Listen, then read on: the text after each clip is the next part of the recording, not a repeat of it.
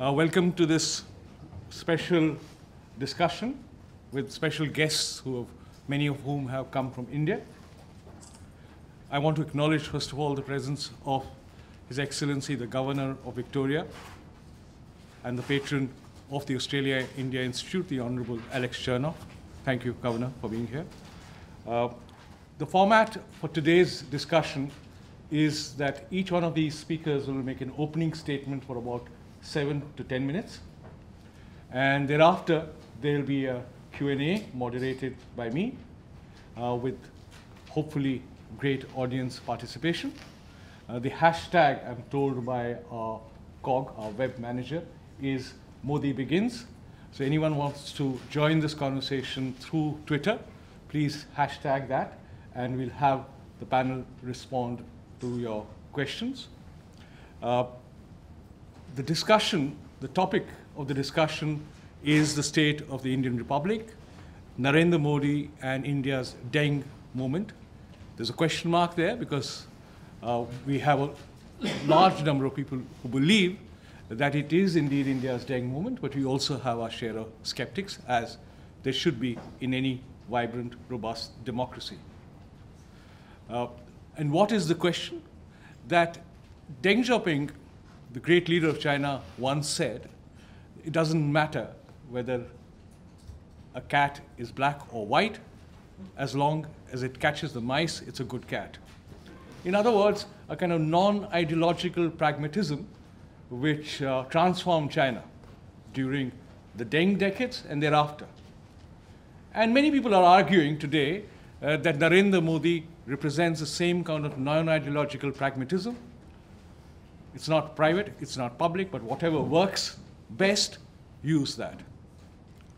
But there are others who would suggest that no, Modi's agenda is going to be divisive. And that's why we have the whole spectrum, in some ways, of public opinion from India. We have, to begin with, M.K. Venu, one of India's foremost economic journalists, editor, writer, commentator, who has written and spoken about economic policies in India over the last nearly 3 decades. Next to him is Ashok Malik, who is, again, a very influential political commentator, often seen as being close to the Weltanschauung, the worldview of Narendra Modi and the BJP. But whether he agrees with that characterization, I'll leave it to him. You have Mr. Mani Shankar Iyer, Member of Parliament, a former minister, and clearly, from what I have read and seen, a Modi skeptic. And finally, we have E. Sridharan, one of India's most distinguished political writers and thinkers and theorists, an academic. And he brings to this discussion, he will bring to this discussion, that kind of, hopefully, slightly more disconnected, objective, and as much as anyone can be objective on these issues, academic view to this discussion. So let me begin in the order that I have introduced you all. M.K. Venu, 10 minutes, 7 to 10 minutes, preferably 7 minutes, to make your opening remarks. Thank you.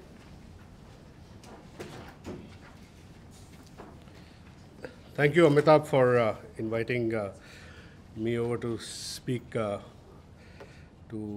this audience, very informed audience at the Australia-India Institute. I will begin with, I would frame my presentation with Modi, the personality of Modi, the persona. Now, there's a lot of speculation about what is Narendra Modi all about. There has been, after he came to power with a majority in Parliament, for the first time in 30 years, a party and a leader who fought the election essentially on his shoulders. The whole party was riding on his shoulders, and this was an election which was generally seen in the media not as BJP's election, it was seen more as Modi's election. So the entire world attention after the kind of victory that he got was focused on what is Modi all about? What is his philosophy? What is his economic philosophy? What is political economy philosophy? So when he came to power, I noticed that a lot of people who supported Modi or who still support Modi and who work at think tanks in the US and who regularly give commentary on India's political economy, India's public policy. They characterize Modi initially as somebody who'd be very pro-market reforms, very Reaganite in his approach, Thatcherite in his approach.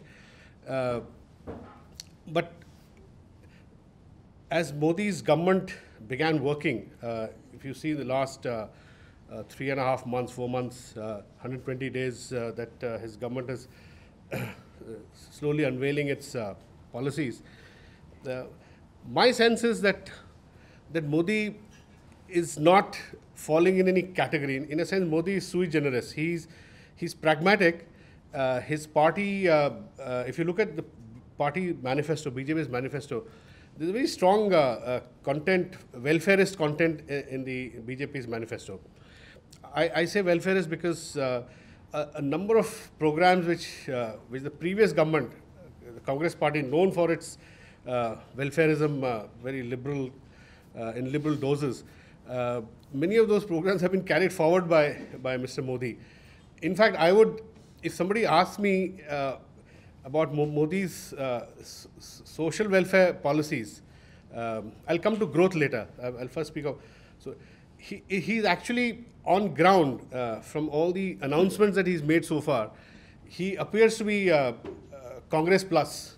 So he's taken Congress's some of Congress's very, very ambitious welfare policies, and he's actually added, he's topping, more funds, topping those programs up with more funds actually. To give you one example, the Congress had embarked on a very ambitious program of giving food, subsidized food, very cheap food to roughly 70% of the population. Modi's government actually is talking about universalizing subsidized food distribution to go way beyond 70%. And some of the states run by the BJP are already doing it. And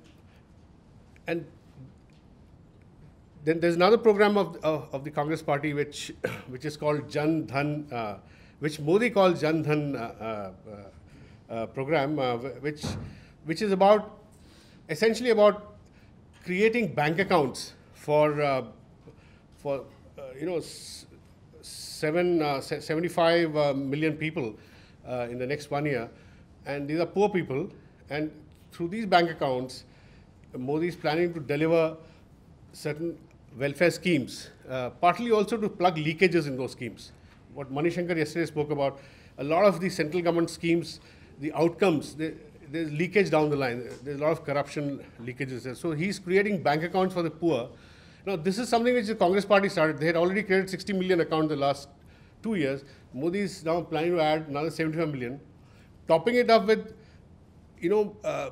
an overdraft to all these people, 5,000 rupees, which is roughly works out to, 100 Australian dollars. So to each person, and based on certain criteria, and so that the person can access overdraft from banks to the extent of $100 for various needs. Also topping it up with an insurance scheme, an insurance policy which in the event of some health problem or some accident, so that's also, now, why I'm saying this is he at the very outset, Modi, when he came to power in parliament, he said that the government coffers are actually meant for the poor. It will be used for the poor. He was very categorical, and he said this on several occasions. And and subsequently, the government presented their first budget, and that budget also carried forward many of the social welfare programs of the previous regime. One program which came under a lot of criticism by the BJP a year ago until the elections, which is a rural employment guarantee program, a legislated rural employment guarantee program, is being carried forward by this government, and they are tweaking it a little. They are linking it to some asset creation, maybe sanitation for the 400, 500 million people who don't have sanitation facility. So, if you look at Modi's pronouncements over the last, say, 3.5, 4 months, his constant refrain is about using the state apparatus. He wants to reinvent the state to provide a roof over everybody's head, every poor man's family's head, 24 hours water supply, 24 hours electricity supply, healthcare for all, and these are all actually written down in their manifesto, and he also is reinforcing it in his policy announcements as and when he gets a chance. And at the UN General Assembly, in his address, you might have noticed he made a very significant statement that, in my view, actually it characterizes Modi's core economic philosophy or political economy philosophy. He said that 1.5 billion people in the world, and the bulk of them, a lot of them are in India, of course, who do not have sanitation facilities, basic sanitation facilities, or who do not have drinking water. For them, the state has to act fast and provide those programs, those facilities, and these cannot wait for economic growth to happen. Now this is a classic Amartya Sen argument. Amartya Sen has been arguing that economic growth cannot happen. If you look at experience around the world, human development indices, improvement in HDI, improvement in healthcare, education has always preceded growth. It has not come after growth. Or sanitation or drinking water. Sanitation is very closely linked to health. That's why I'm. So what surprised me was that Modi is actually, in a way, he's taking the Amartya Sen line. And in India, the debate before the election was that Amartya Sen's economic thinking, philosophy, actually was closer to that of the Congress party and Sonia Gandhi. And the BJP actually was probably closer to Jagdish Bhagwati, who always argued that economic growth would trickle down and produce surpluses for various welfare programs. So sequencing. 2 minutes. So Bhagwati's argument was sequencing that economic growth, social welfare program could follow economic growth. Amartya Sen's argument was no, certain basic welfare programs which are linked to human capital creation cannot wait for economic growth. Now, to my surprise, Modi is actually talking more about he's closer to the Amartya Sen line, and this leads me to believe that what Amitabh, the point that Amitabh began with, the Deng moment. So, Deng believed in market socialism. Deng believed that you could produce wealth and you could simultaneously also redistribute. In that sense, probably Modi is closer to Deng, but I'm not sure whether Modi will be able to produce rapid growth like Deng did, because China was not a democracy, and China got its 10% growth for 20 years, 25, 30 years running through policies which, they created massive special economic zones, and they created an export-led policy by attracting foreign investment. So 45% of their exports were coming through these special economic zones. I think India cannot do that today. Although Modi is talking about creating similar special economic zones, smart cities, some of the Deng kind of frameworks he's trying to talk about. But today, Deng could do it in the 90s because WTO had not fully evolved and the rules were not so clear. Today, it's difficult to do those things because the WTO framework would not permit of what China did in the 90s. China was very clever. It did all that, and then it joined the WTO right? So it sort of persuaded the United States and others too. So in India's case, I think the growth part, which China sort of powered in the 90s, is not so easy to execute in India, because India is a fractious democracy, and things like acquiring land, things like it's only most of the capitalist economy in the West. They actually, capitalism preceded democracy by about 40, 50 years, whether you take the US or others. In India, the problem is that democracy and capitalism are moving simultaneously, and they're producing a lot of tension. So I'm not sure whether rapid growth of the kind that Deng produced, Modi will be able to produce. But Modi might try to push social welfare policies. It could produce other fiscal tensions. But that's for all of us to see, how he sort of manages a balance between growth and welfareism. That's something that I would watch out for in the next year or 2 years. Thank you.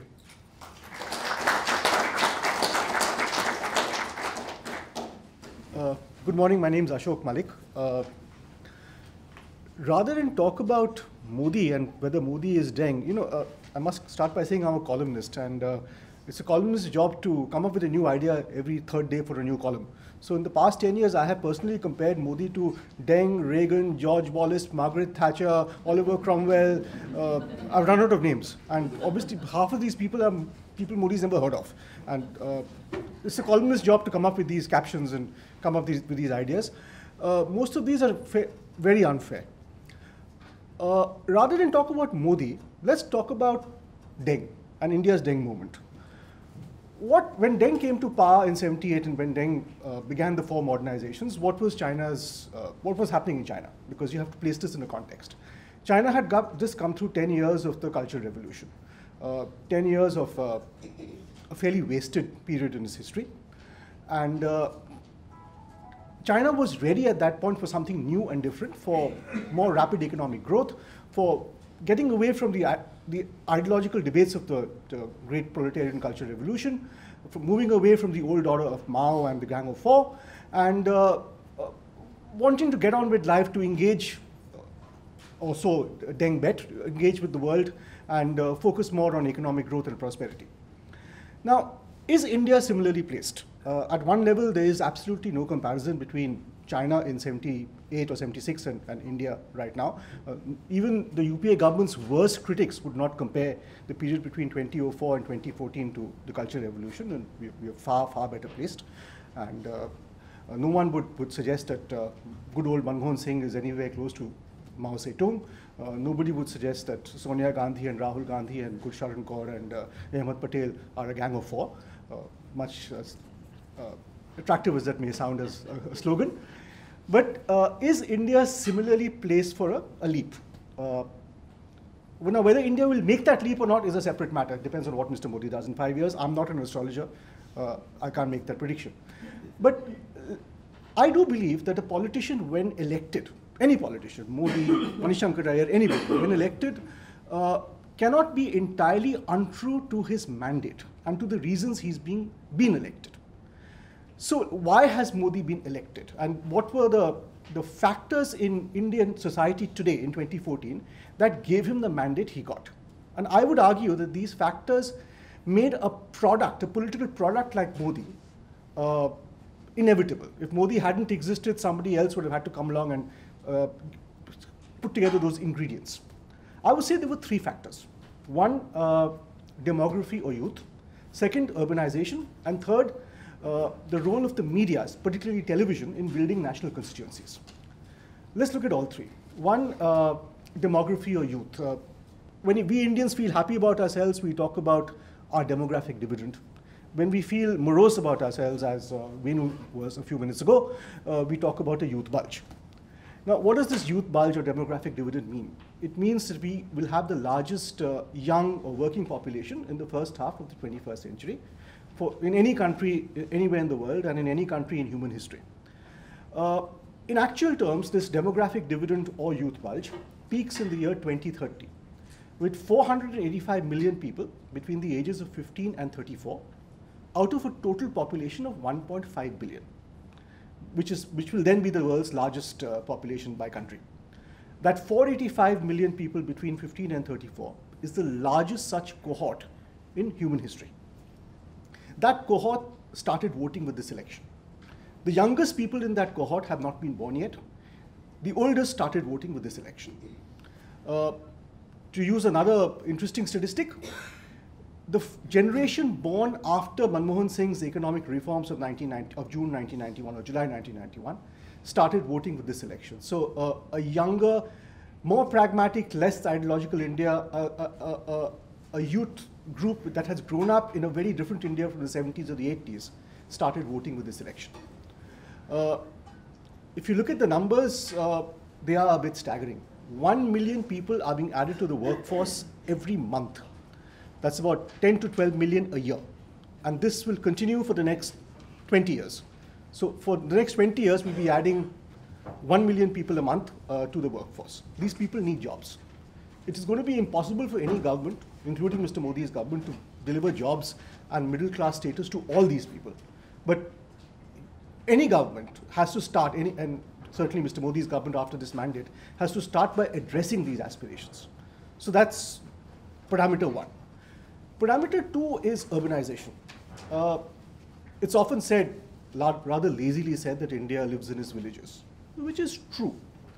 If you look at the census figures, they say that 32% of Indians live full-time in cities and 68% live in villages. However, about 65% of our GDP, somewhere between 60 and 65% of our GDP, is urban-centric. And there is a discrepancy between these two numbers. 65% of GDP being urban-centric and 32% of people living in urban India. Which means that a far greater percentage than 32, it could be 40, it could be 45, I'm not sure, is the percentage of people who are dependent on the urban economy. They could be dependent by way of being seasonal migrants who go for a few months to the city. They could be full-time economic migrants who come home to vote but go back to the city to work. They could be people dependent on remittances from a mother, sister, father, brother, son who works in the city and sends back money home. Now, in 2009, we started seeing this in 2009, and we've seen this more strongly in 2014. When an urban job is threatened, when the urban economy is threatened, when my father's job as a construction worker in Gurgaon is threatened, sitting in my village in Bihar, I realized that my remittances, my prosperity, my household's wealth is dependent on factors that are beyond my village or my province or my state or my caste group.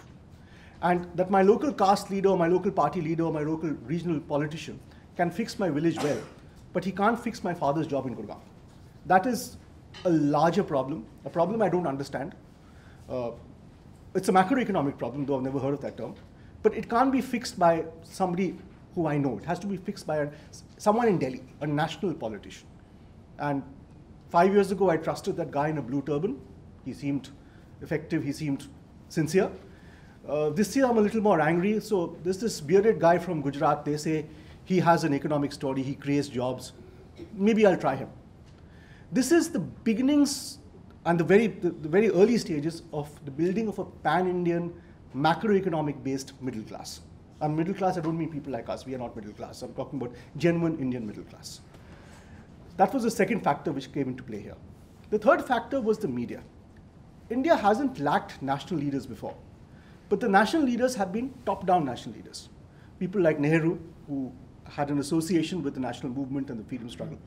People like Indira and Rajiv Gandhi, who were associated with people who were associated with the national movement and therefore had a family surname to sell and to live off.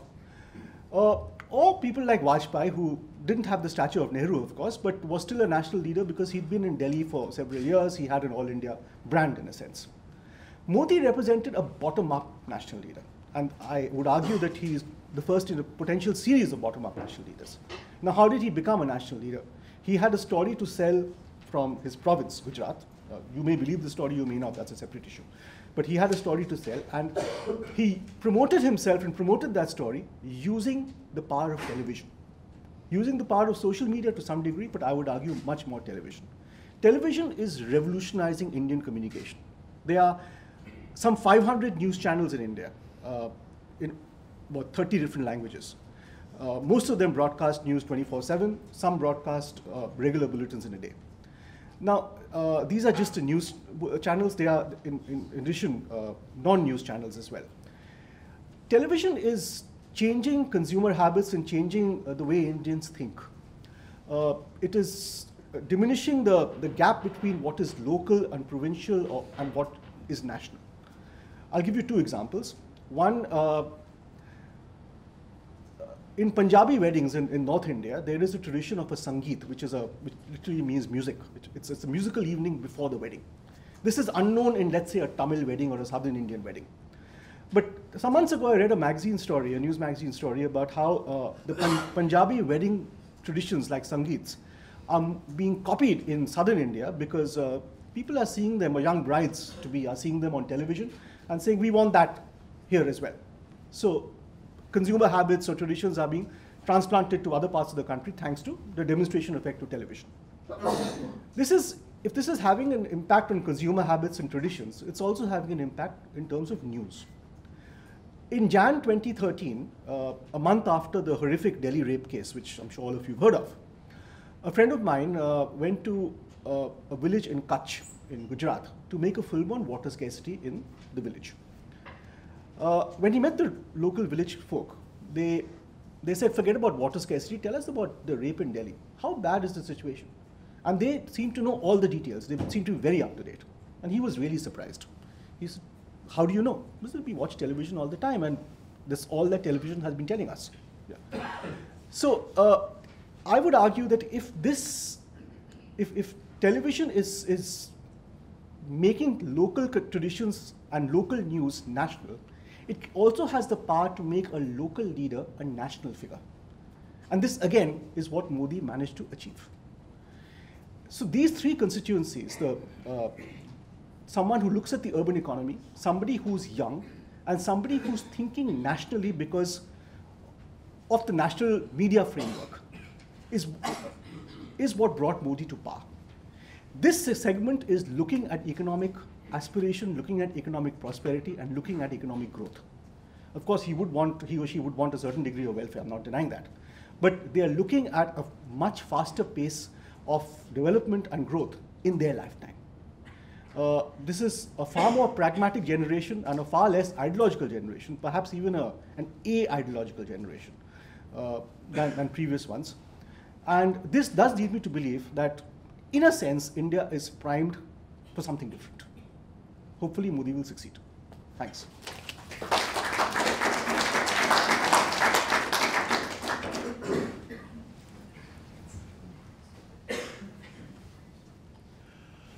Other countries have a prime minister, a PM. We have an EM, an events manager. We've therefore had a lot of drama over the last 120 days, but extremely little substance. For example, we began by having a kind of Nero's circus in the forecourt of the Rashtrapati Bhavan, where for a ceremony that has traditionally been an extremely solemn one, and one dedicated to pledging the incoming government to the upholding the Constitution. This time, however, Mr. Modi chose to bring in all the leaders of South Asia, and it was seen as a defining moment because suddenly India, which has hostile relations with most of its neighbors, was going to reach out to them and keep kissing them on every available beard. But instead, what has happened? We have excellent relations now with all those South Asian countries with whom we've always had excellent relations. And we have hostile relations, even worse, with all those countries with whom we've had hostile relations. And the hostile relationship is largely connected to domestic state leaders, that you can't do much business with Sri Lanka without bringing the Tamil chief minister on board, or with Bangladesh without bringing in the West Bengal chief minister on board. And where Modi has shown his great cleverness is neither going to Tamil Nadu to try to cultivate Jayalalitha for fear of getting a slap on the cheek, or going to Bengal and getting a kick in the gut. So we have by and large, a government which in economic policy, as I think Ashok Malik very clearly put out, and Venu perhaps even more clearly, we have the Congress policies, but with a new labeling. And the new labeling is assiduously followed. We used to have a program called the Total Sanitation Campaign. We then decided to make it even more total by giving it a Hindi name, which was Nirmal Bharat Abhiyan, the Clean India campaign. And today, or rather yesterday, we've had launched the Cleaning Up India campaign. But the problem as to why India remains such a filthy country after 6 to 7 years of independence has not even begun to be addressed, because those involve issues that go so deeply into the fabric of India's social life, its psychological life, and its economic life, that challenging them will result in reactions which you have to deal with. And that, I think, is the fundamental problem that any government attempting a clean sweep is likely to face. It's not that we have a Deng moment, because a Deng moment requires a Mao Zedong. And I think Manmohan Singh as Mao Zedong is a most unlikely portrayal. So we don't have a Deng moment. What we do have is an opportunity for fundamental change. Now, that opportunity arose over 20 years ago when Dr. Manmohan Singh became the finance minister of India. And seizing a balance of payments crisis, he introduced major reforms in India's economic policy. What was the consequence? In the last decade of socialism, which is 1980 to 1990, our growth rate was 5.6%. In the first decade of economic reforms, 1992 to 2002, it was 5.9%, just 0.3% higher. And then we got the boom that began in 2003 and petered out somewhere in 2008 in the world as a whole. That was the Bernanke, the bogus Bernanke boom. And we rode it as well. And we thought that we really changed the world. But then, although there was a gap of a year or two before our economic crisis caught up with the global economic crisis, it did catch up with it, and we had a plunging in our growth rates. Of course, we comfort ourselves with the thought that when we were doing well, we were 2% behind China, and now that we're doing badly, we're still 2% behind China. But that is cold comfort. The realities of our country are such that I don't think they can be changed by slogans or by empty posturing. The reality of our country is that a huge number of Indians, a much larger number of Indians than Dr. Manmohan Singh acknowledges or Mr. Modi's economists acknowledge, are poor or vulnerable. We have a poverty line which is actually a destitution line. And we don't have a poverty line where we ought to have it, which is at the level of vulnerability. And if 80% of your population is poor or vulnerable by any definition, then you have to tailor public policy to their requirements, which means that growth models designed to make the rich obscenely richer and the poor a little better off have their limitations, which every pragmatic leader of the country, however ideological he speaks or doesn't speak, has to face. And therefore, I see no great change taking place in our economic policies. Things will remain much the same. We are at a higher trajectory of growth than we were in the past. But when one considers that India's growth rate during the last few decades of British rule was averaged 0.72%, and how Nehru's policies jacked that up from 0.72 to 3.5%, and no one thinks of Nehru as Deng. Everyone thinks of Nehru as a socialist, and since socialism retards growth, that therefore our growth has been retarded by socialism. The fact of the matter is that the biggest jump in economic growth that we ever had was under Jawaharlal Nehru. And subsequently, we went through one full decade of war, one full decade of trampling on Mahatma Gandhi's policies. We started with the invasion of Goa in 1961, and we ended by thramming the Pakistanis in 1971. But in those years, 1961, we were at war with Portugal. In 1962, we were at war with China. In 1965, we were at war with Pakistan. In 1971, we were at war with Pakistan. So we kissed one decade of growth away. The Chinese by having a cultural revolution, and we by having an anti-Gandhi counter-revolution. But once that period of war, that decade of war was behind us, we started picking up, and we got up to well over 5%, which is where we are today in the late 1970s and well into the 1980s. So therefore, I don't believe that it is these arguments that determine the rate of growth. It is the underlying global and national reality that determines that rate of growth.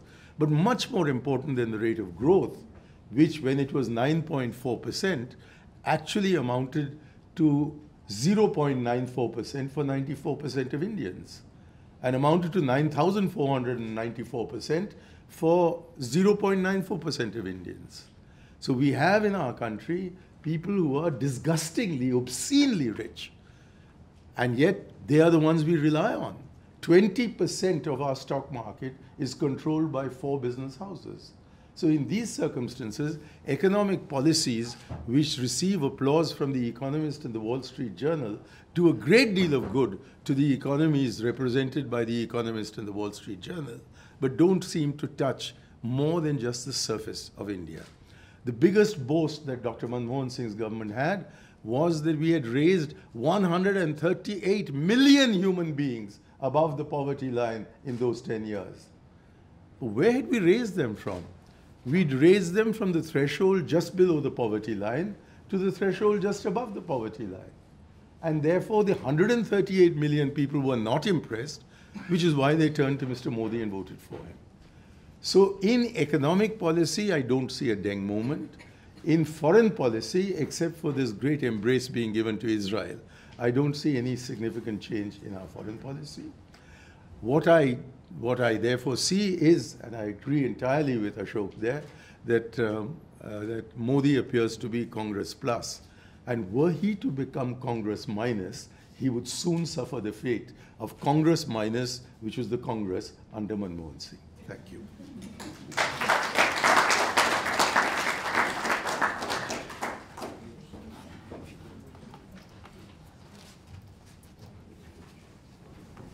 What I'll try to do after our first 3 speakers is to look at the public opinion context from post-electoral survey data. I'll just show you a few slides. I'll have to rush through them because of lack of time. And I'll argue essentially that the public opinion context has not changed dramatically, both on the Hindu-Muslim, the minority issues, and on attitudes towards economic liberalization or economic reform. I mean, on the face of it, it looks like there's been a big swing because there was a huge pro-BJP swing from 19% of the vote to 31%, and a huge negative swing of the Congress from 28% down to 9%. So, and the Congress was associated in the last few years, especially with redistributivist, welfarist kind of policies, at least at the rhetorical level. And Modi, during the campaign, although he was very careful not to attack anti-poverty policies and also careful not to commit to any specific liberalization measures, he gave out a general sort of implicit message of growth and jobs, a sort of reformist sort of message in an coded or implicit way.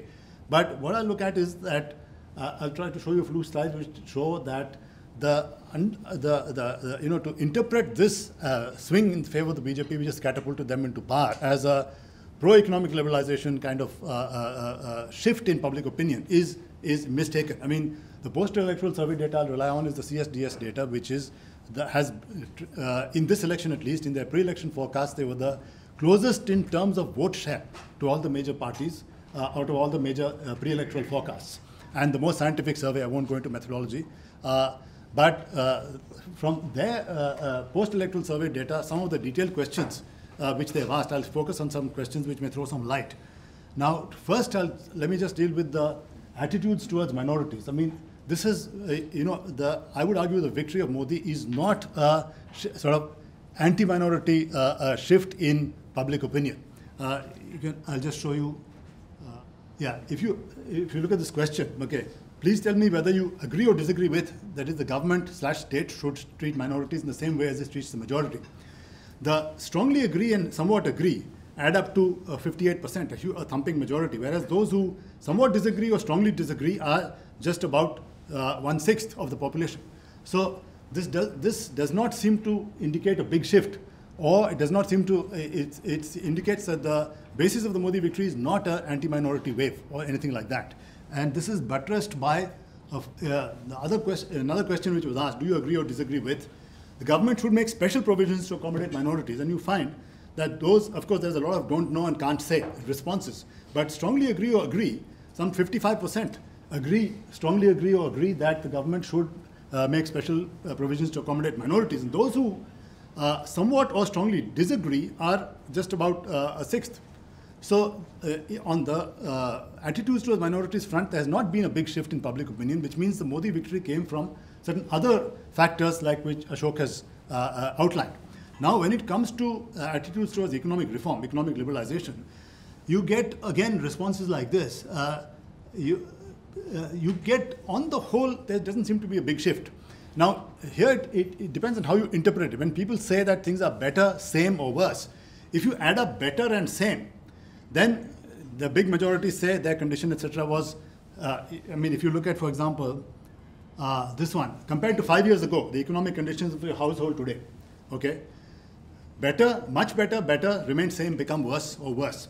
And you say, if you add up much better, better, okay, that's about 44%, and same is about 31%.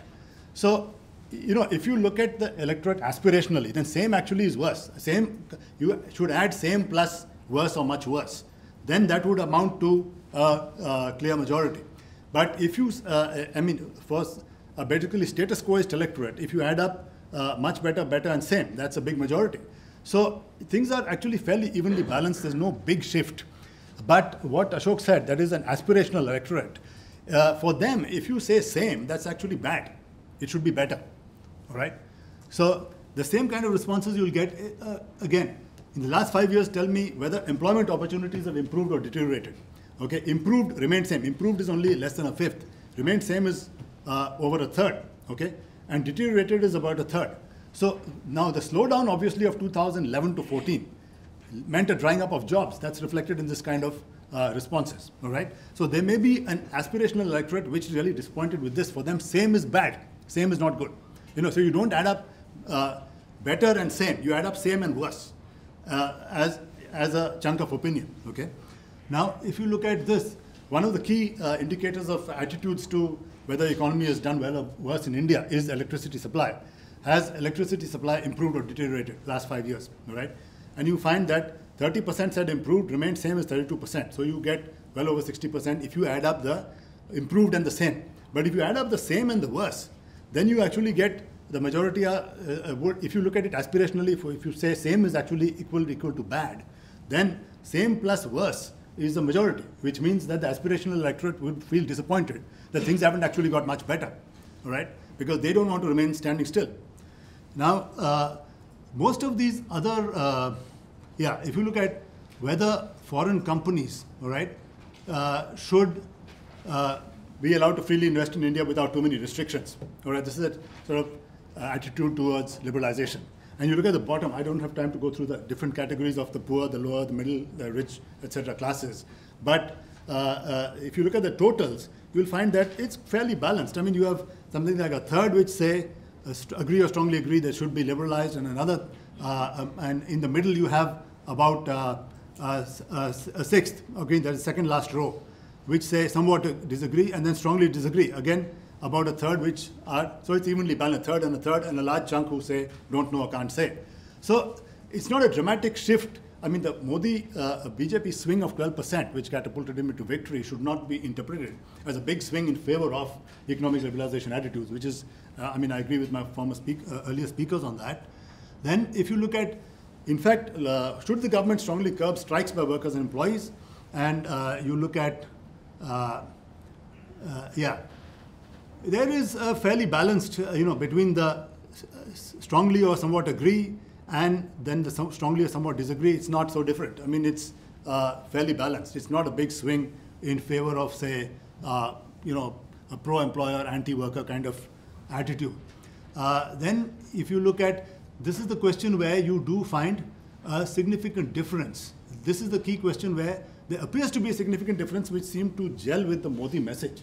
This question, Please tell me whether you agree or disagree with the government should spend more on infrastructure than subsidizing for the poor. Okay, infrastructure should public expenditure be more on infrastructure and subsidies for the poor.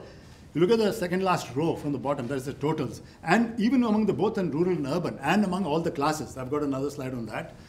You look at those who agree or strongly, somewhat or strongly agree, are greatly outnumber those who strongly disagree or somewhat strongly or somewhat disagree, which means that both rural and urban electorates, public opinion reflected in this survey, and in another slide I'll just show you about on classes. Okay, they divided the sample into 4 classes, in which rich are not really the rich, they are about the top 12%, all right?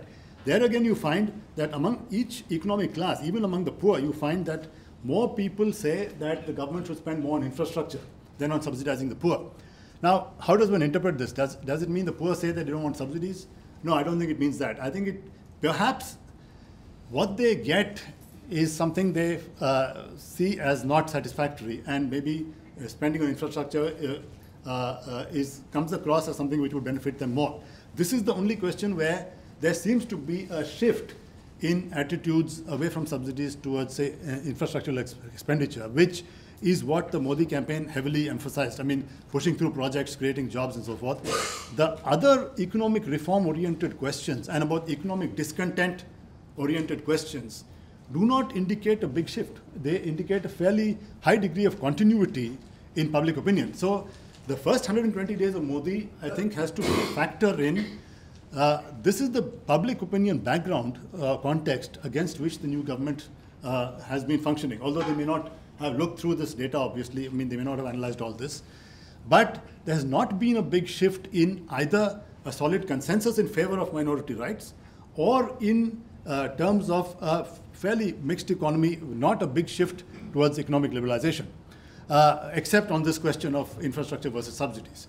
So I think the public opinion context, and that also reflects, I think, in a larger context, the interest group structure of India has not changed much. So the structure of interest groups has again not changed. So the government will have to, if it wants to launch an economic reform program, in my earlier writings I've argued this, that the only kind of economic liberalization program which is feasible in India is the kind which has been undertaken in the last 20 years, that is gradualist. You can't have a big bang reform, a sudden opening up. It's not feasible, politically not feasible. I mean, the support base is not there. So the kind of reforms post-91 that we've seen incremental under both the Congress governments and under the earlier BJP government is what I would argue is the only one which is feasible given the interest group structure, in which, unlike in a lot of Western countries, unlike the analogies with Reagan and Thatcher are quite different. It's not as if you have the rich who are subsidizing the poor. It is the Indian middle class, and including business groups and the richer farmers, the surplus farmers get a whole range of subsidies. I mean, a large part of the middle class is in the public employees, central state government, central state public sector, and municipal employees. And a large part of Indian business gets all kinds of subsidies. The rich farmers get subsidized water, power, fertilizer, and credit. So the interest group structure is such that it's not that there's a rich who are being taxed to subsidize the poor, and that argument doesn't work. So only a gradual. Now, to come back to the Deng moment, now, if you interpret Deng as not as a big bang reformer, but actually somebody who over a decade took China through step-by-step reforms, that is the only kind of reform which, in fact, in India, I would argue, is feasible given the interest group structure and the structure of public opinion. Okay, thanks. Yeah. We've had 4 very distinct perspectives on this question. I thought before I open it up for discussion, we have, as one of our emerging leader fellows at the Institute, Rajiv Sharma, who actually is the managing director and CEO of the largest private chain of hospitals in Gujarat. Much of the support that Prime Minister Modi got during the elections and after is because of what he is supposed to have done in Gujarat in terms of making it investor-friendly, corruption-free, and based on his slogan of minimum governance and minimum government and maximum governance. So we have a real life experience here, which Rajiv, you can share in the next 3-4 minutes.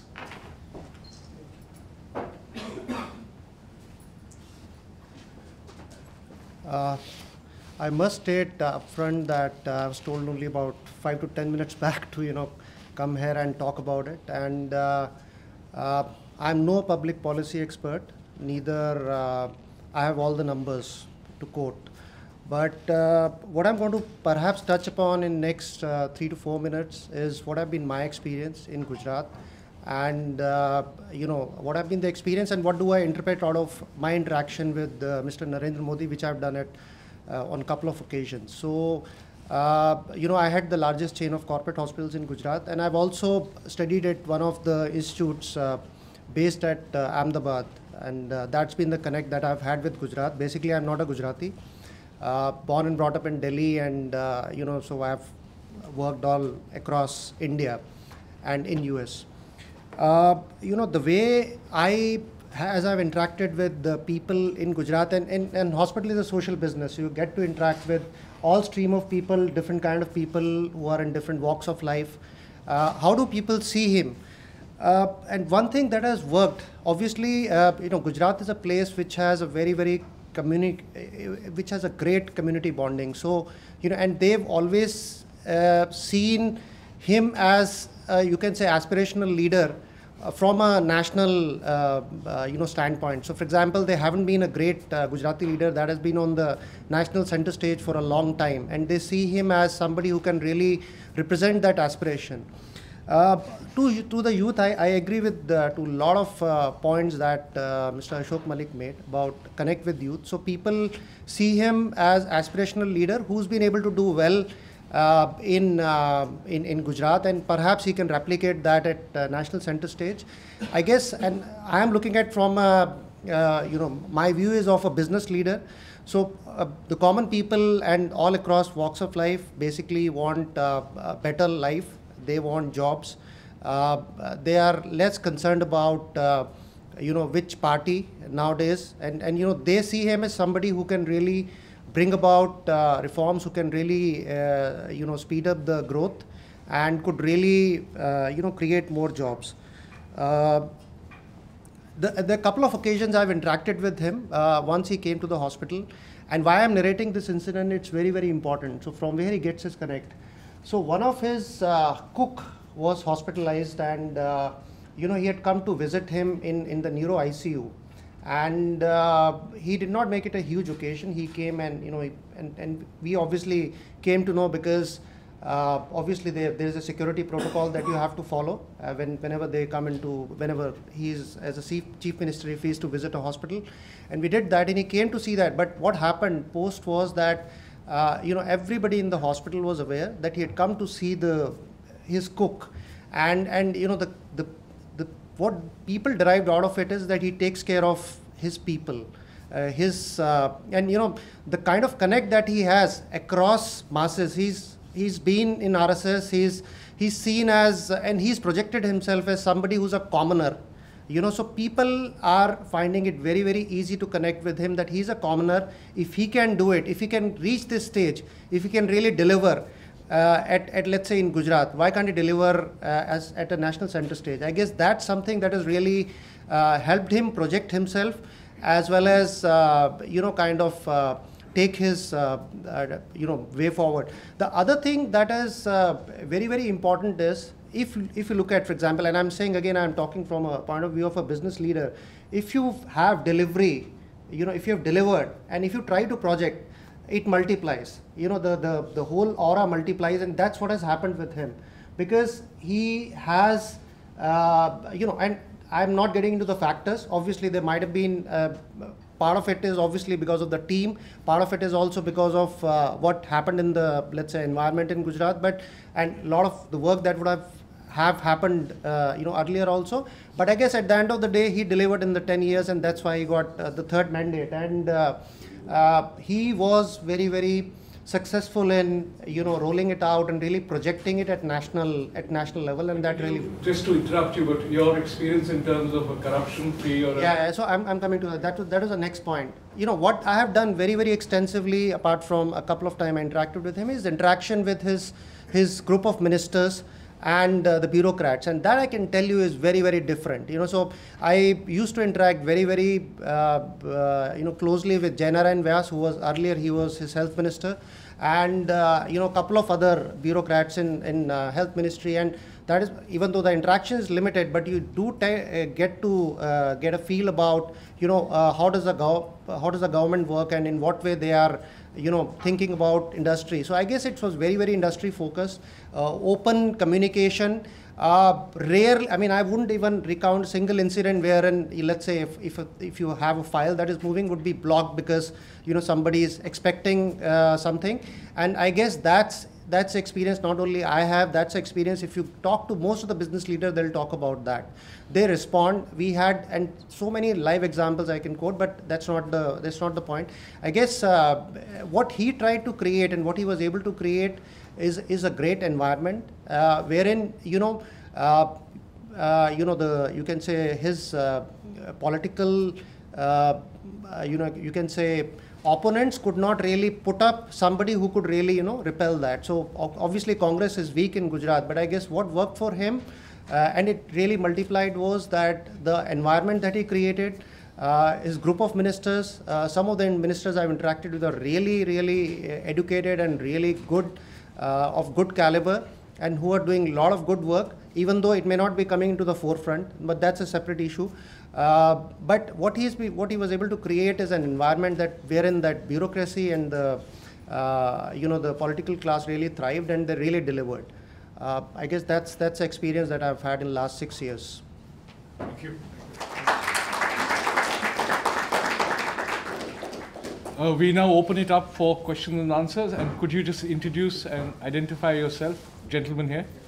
I'm Hans Baer, an anthropologist in the Development Studies program here at Melbourne University. And it's obvious that after Deng, China went through a great deal of economic growth, but with a great deal of damage to the environment.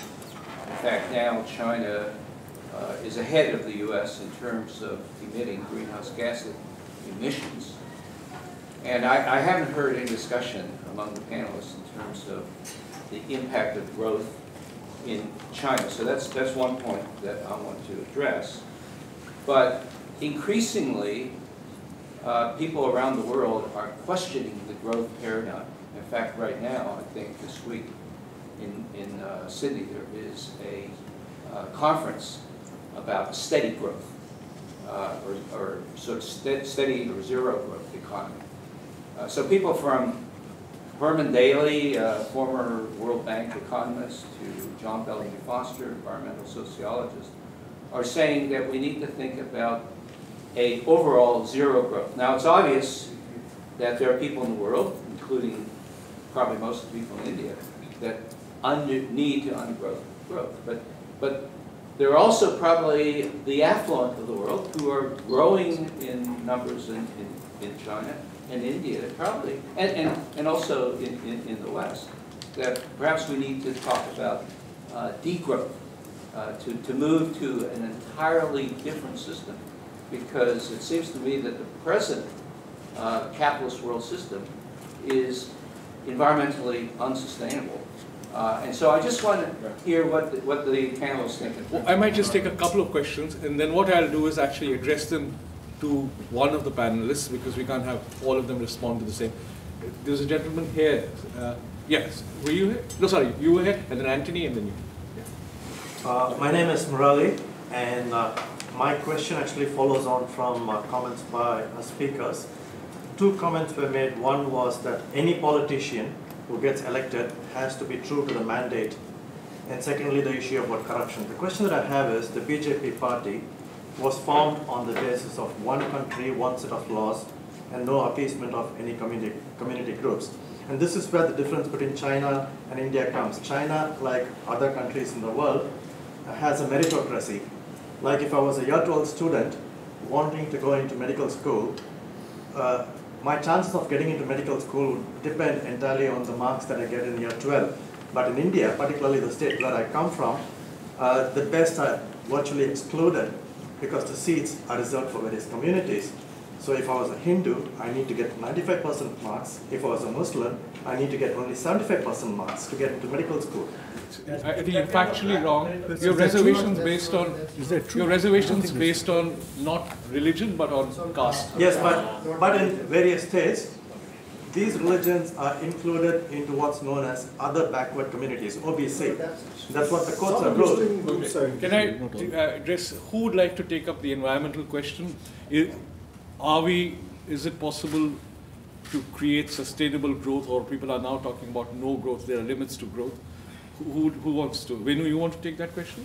Yeah, well, your argument is probably right for the developed capitalist world, and this whole question in climate change discussion is for the developed OECD countries, which are already squatting on 70% of the carbon space. So for them to degrow, but then if I give you some data about India, you'll be surprised. In India, per capita energy consumption is barely 600 units per year per person, and an equivalent in OECD countries will be 7,000. So you see the gap: 600 per person, 7,000 per person. So 7,000 needs to come down, 600 needs to go up.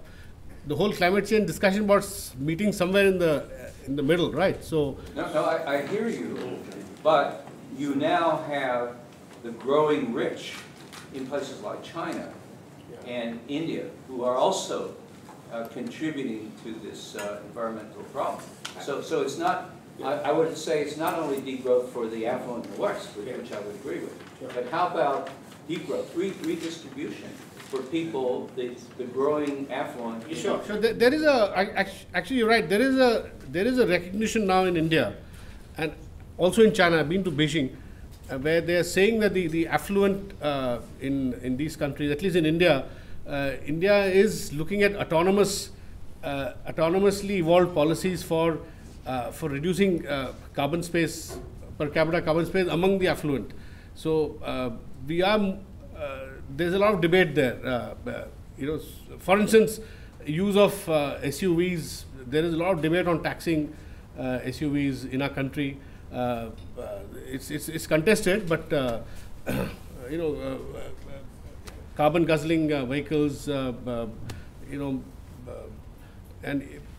generally use of high carbon emitting appliances, etc. So, who would like to answer the question on one law, one country? Deng succeeded because you didn't have policies of affirmative action. Should I take that? Yeah. First, I would contest your suggestion that China is a complete meritocracy.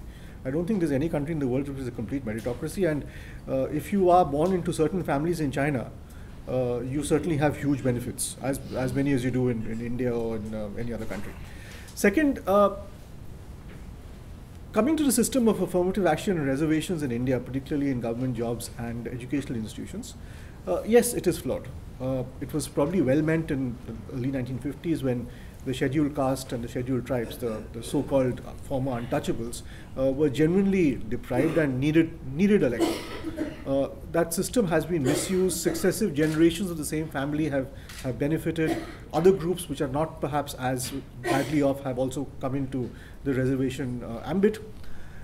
Having said that, any politician who today stands up and says, let's change the system and let's take all these groups out of reservation is going to commit political suicide and is going to convulse India into a civil war. So that's not going to happen. Let's not pretend it's going to happen. What can happen is, frankly, increasing supply. There is a shortage of, let's say, medical colleges in India. And this shortage is for stupid reasons. Laws say you can't set up a medical college without an attached medical hospital, which is fair enough because you need a medical hospital to train your doctors. But you can only do this horizontally, not vertically. So you need a certain number of acres. Now you can't get those acres in a big city. So you can't set up these colleges. So you need to change the rules and allow a multi-storied building. It's something as simple as that. You need to give more licenses. You need a better educational regulatory system to just set up more colleges. You need to increase supply. That will take care of some of the problem. It will postpone the problem to 10 years later perhaps, but we'll deal with it then. Just one quick supplement to that.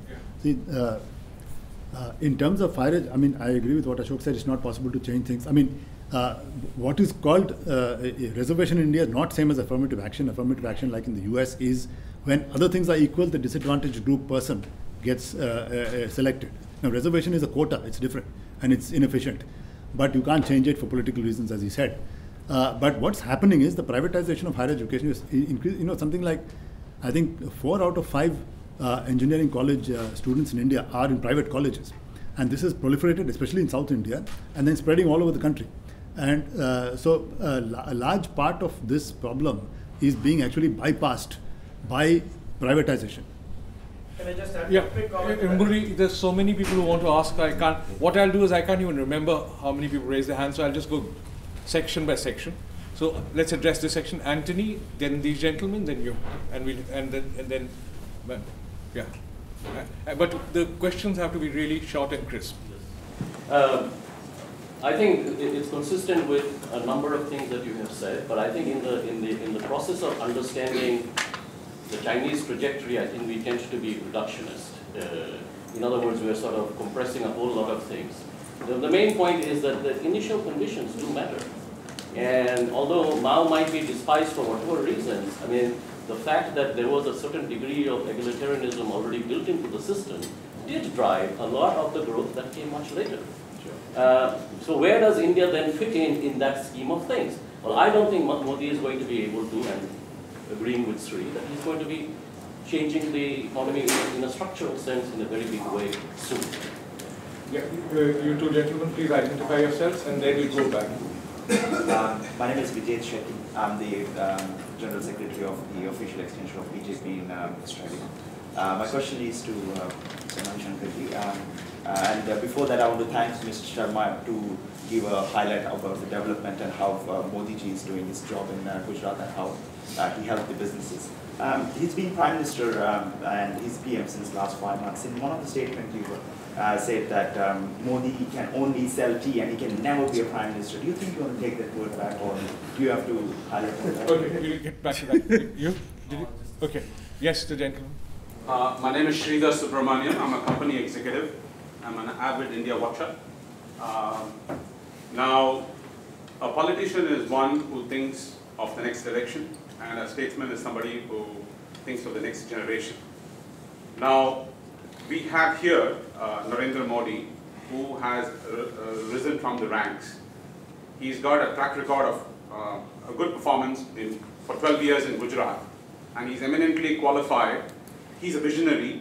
He is, look at the kind of sound bites that are emanating. I agree with you, but I thought the question was important. Right. Next time, yes. Since we are talking about, I mean, this with an economic context, he's going to wait and watch. All the big ticket, there's a lot of expectation, especially after 10 years of hibernation or inactivity. So he's got to manage that, and he's got all the big things that are going to align India and put them on a different trajectory is going to happen in the middle of the term or towards the end of this first term. Thank you. Thank you very much. Any comments? Yeah, and this, and then, yeah, please, go ahead. Hello, I'm Amanda Gilbertson, a postdoctoral fellow in the School of Social and Political Sciences here at the University of Melbourne. I really liked the idea of the aspirational electorate that was mentioned by some of the speakers today. And I was wondering to what extent you think that aspiration amongst the electorate might be appropriately described as what queer theorists call cruel optimism.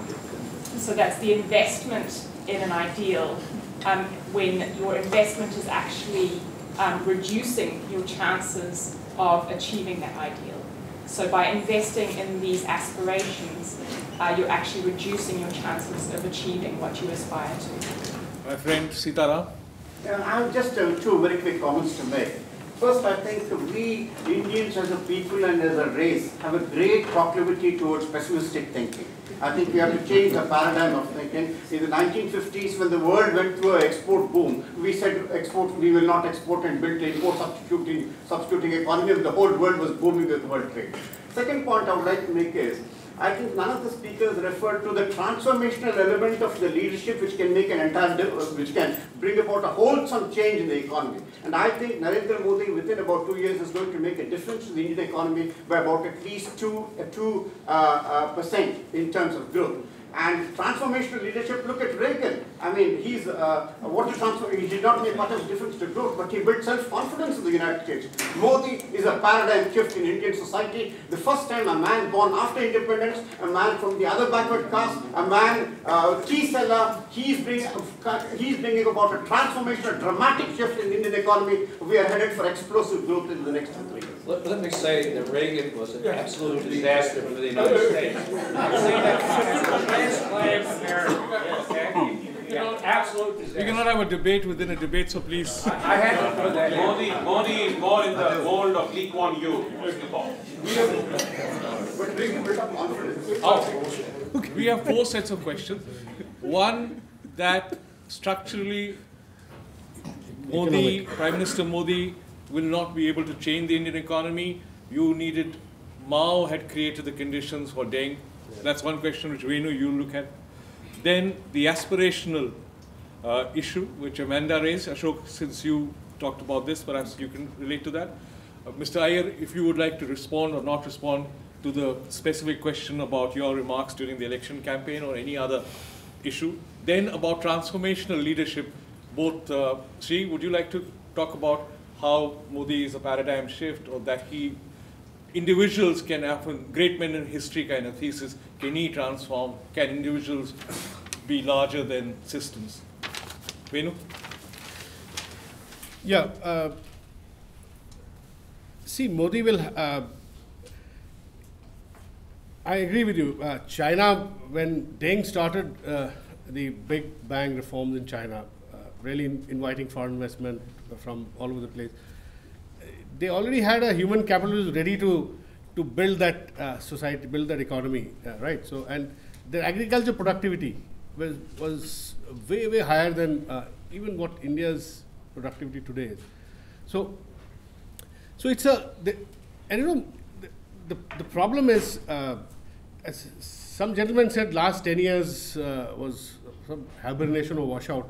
I mean, how can you call last 10 years washout when between 2002 and 2010 we had some 8.5% growth? So you can't. It's not factually borne out. But there was a problem with that growth also. I'm conceding that UPA's 8.5% growth did not produce enough employment. India needs to employ at least 8 to 10 million people every year. It was not happening. There's some kind of jobless growth was being produced.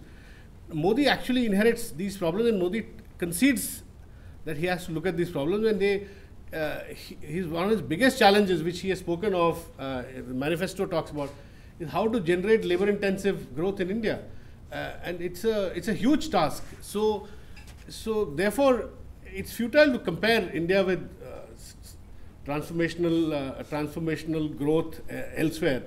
India has its own conditions to deal with, political, economic conditions, social conditions. Do you know that India is the only country in its stage of development where nearly 50% of the employed are self-employed? It's a very low kind of equilibrium employment, where in a shop 5 people are sitting, actually just 2 people are working, the other 3 are what is called disguised unemployment. No other society has gone through such high levels of self-employment. Now, all these are problems which Modi is grappling with. Therefore, is focused on farm sector.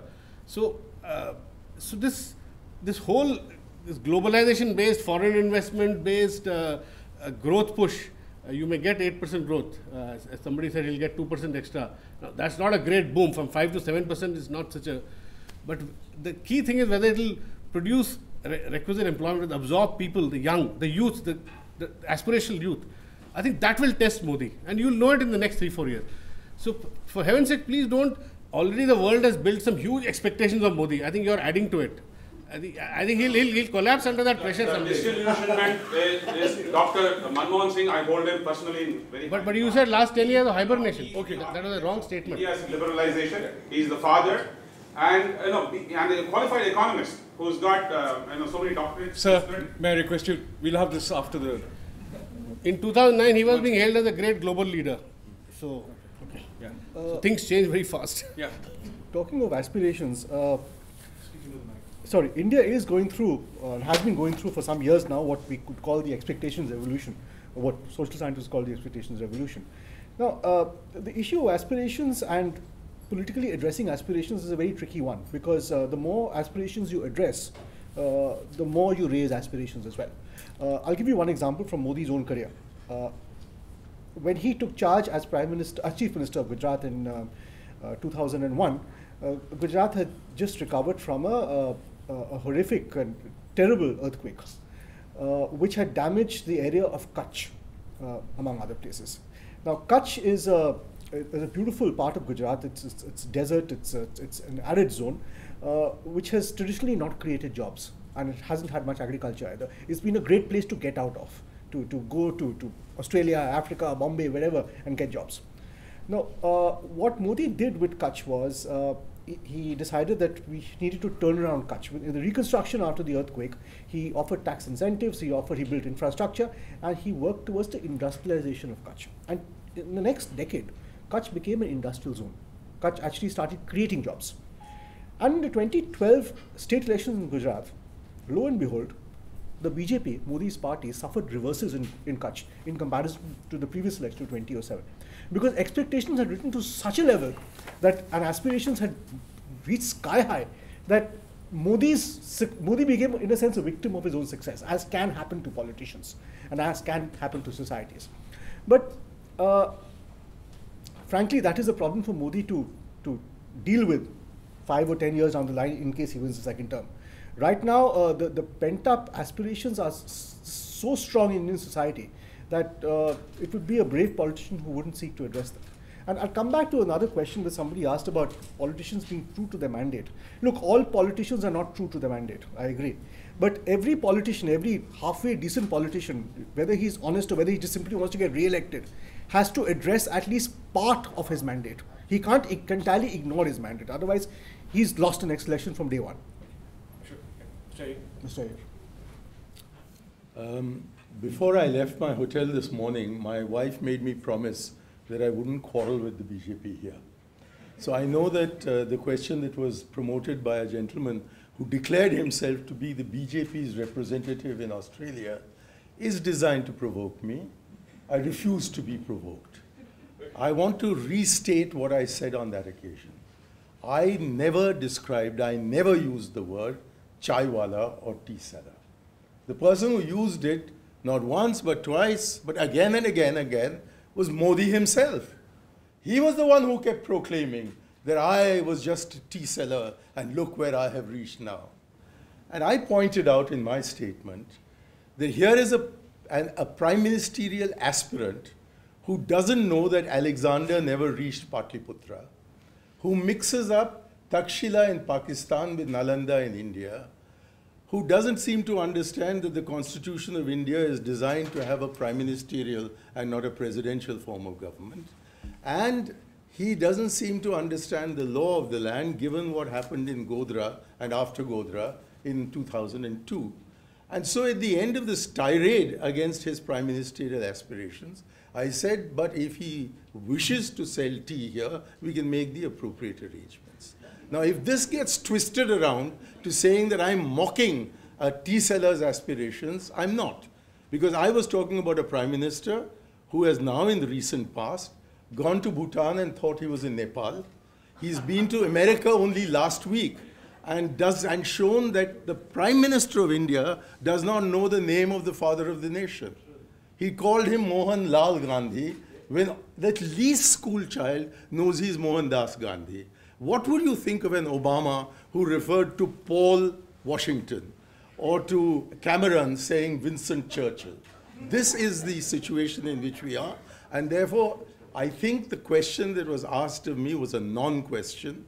I have far more serious grounds on which to challenge the performance of Narendra Modi over the last 4 months, as also the kind of India that he claims to be responding to.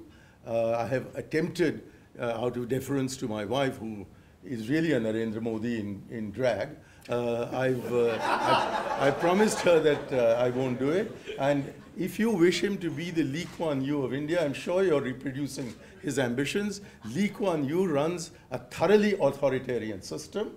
It's a non-democratic system. It's an oppressive system. And in exchange for a few baubles, I'm not willing to sacrifice my democracy. Now, Shivan, as the political scientist, transformational leader. Can I just take one thing? He can never become Prime Minister innumerable times. He is the Prime Minister. Wow, congratulations. They also said Hitler couldn't become the leader of Germany. He did.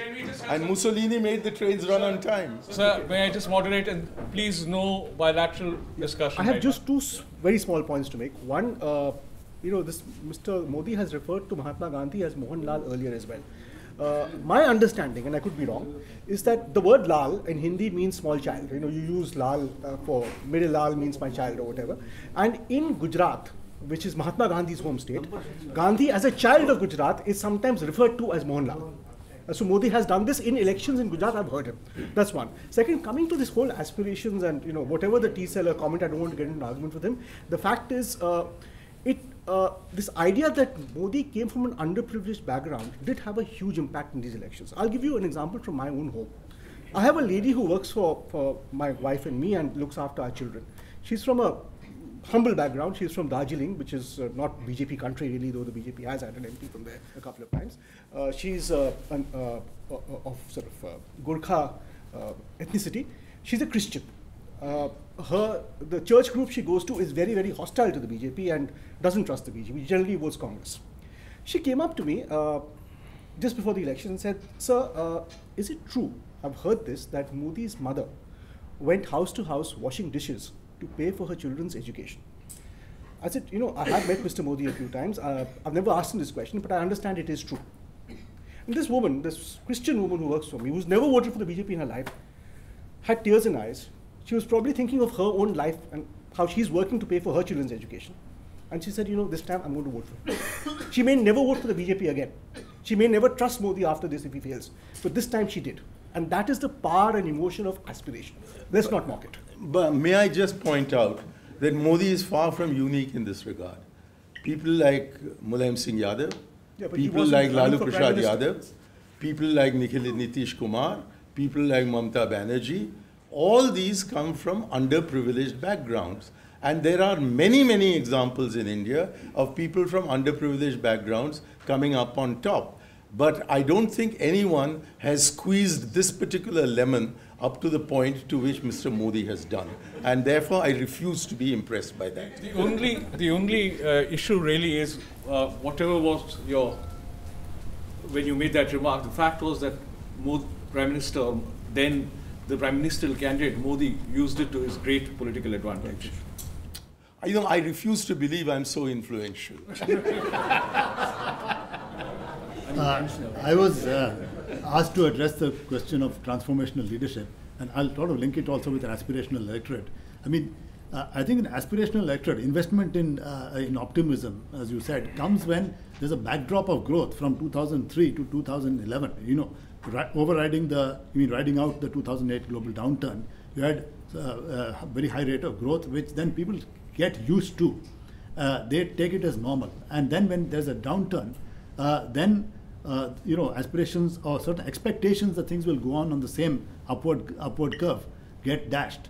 So that could be, and against, what happened in my view, 2000, you had a 7-8 years of high growth, then you had a downturn from 2011 to 14, when at the same time as the downturn, you had exposure of corruption scandals. And the government was playing on the back foot and didn't seem to get its act together, didn't seem to have any answers. And against that, you had somebody else coming up. And this is where the transformational leadership, that is, context matters. In that context, when you had a downturn plus corruption scandals over 3 years, to which the existing government seemed to have no answers and seemed to be playing defense. All right, you had somebody coming along, and that was an opportunity. He said, look, I've done this in Gujarat for 10 years, which sustained high growth, and I'm personally clean, not corrupt, etc. There's nothing against me, except, the 2002 riots, he tried to put that behind him. He tried, that was underplayed throughout the campaign. So he projected himself as somebody who could turn things around. And so it's the moment which matters. there was an opportunity which seemed to arise, and he came along and seemed to fit the bill in terms in the eyes of a large section of the electorate, which is why you have this 12% swing. So I think a lot of things are highly contextual. Now, whether this lasts or fizzles out, I mean, I can see a high, medium, and low scenario in the sense that if there's a revival of growth from below 5% to say 6, 7%, etc., against a backdrop of a favorable world economy, then things will, BJP is on its way to getting re-elected if the Congress does not get its act together and have an alternative package plus maybe an alternative coalition, right? Medium scenario, it's kind of indeterminate. Then there can be a low scenario where the BJP can revert to diversionary tactics, communal politics and so forth, and you can have, so there's a high, medium, and low scenario which is possible, which can unfold over the next few years, and we have yet to see what will happen. Thank you, Sridhar. Now we have this group of people. Yeah, I'll just. Okay. You were there, and you were there. 3, 4, 5, 6. Okay, please start. Quick, sharp comments. So I accuse the Congress out of the shock of the defeat. The last local elections. That's the first question. What is going to happen with the Congress leadership now ahead? What is the agenda? Congress now. Yes. I'm Harminder Singh from Deakin University, and my question from Mr. Manishankar. It's quite an easy question as compared to earlier. Two oldest and most trustworthy partners of BJP, which are Shiv Sena and Akali Dal, they are not in good terms as of today. And it's kind of now BJP or Modi has to repair the inning with these two parties. And Congress had been doing this for the last 10 years, repairing the relations with all this small alliance. So is it a big problem, or it's a manageable kind of thing? Yes. My name is Ian Sadler. I'm a research student in politics at Monash. And my question is whether Narendra Modi is going to be able to improve the corruption situation. I understand he started by cleaning out a lot of unnecessary files and things in Delhi. Is he going to be able to make any progress with the major corruption problems in politics and in the bureaucracy in India? Thank you. Vinod? Yeah, I think one of the Pravasi Bharatiya Divas in 2006 perhaps, Modi had made an announcement that he would invite Pravasi Gujaratis to invest in Gujarat, and that he did. Now that he's the Prime Minister, and he also has gone around in Japan, he has Japanese Prime Minister has come, the Australian Prime Minister has visited, he has gone to USA. What are the aspirations and what are the promises that you think Modi would have for the Indian diaspora as a whole? Okay. Anyone else? Yeah. Oh, we've got. Yes, gentlemen. Yeah, quickly. Yeah, my name is Suresh Vallat. I'm a professional chartered accountant and CPA from Australia. I just want to say the world GDP is around $72 trillion, out of which India's share is $1.8 trillion. So apart from redistribution of income within India, income has to come from developed countries to developing countries. What is India doing about that? Okay, we've again 4 sets of questions. One is about the future of the Congress party. Does Congress have a future? And the second is about diaspora. Sri, would you like to address this? And then about corruption, Ashok and Vinod. I'll attempt to answer your question and the Sikh gentleman's question in a single sentence, that the Congress is responsible for bringing the BJP into power, and the BJP will be responsible for kicking Modi out of power. Because at the same time, as our government completely collapsed around about 2009-10 and left the field wide open, failing to answer any of the serious charges of corruption that were being leveled against it, failing to explain that, as Sridharan said, 5% growth is a remarkably high rate of growth when the world is growing at 0% or even minus. It just failed to do it all, and was like a punch-drunk boxer being hit around the ring all the time. And it went on and on and on to the point where I arrived at home one day to see my wife looking rather miserably at the TV screen. So I said, "What's the matter?" And she said, "There's no scam today." So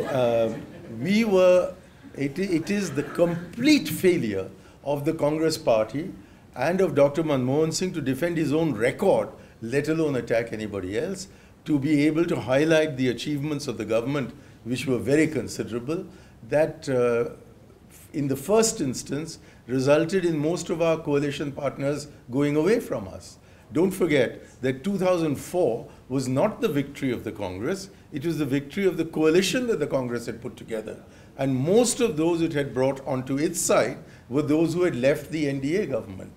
And in 2000 till 2009, we hung on to them. And Dr. Manmohan Singh's own brilliant performance enabled him to single-handedly stand up to Advani and increase the number of Congress seats from 114 to 206.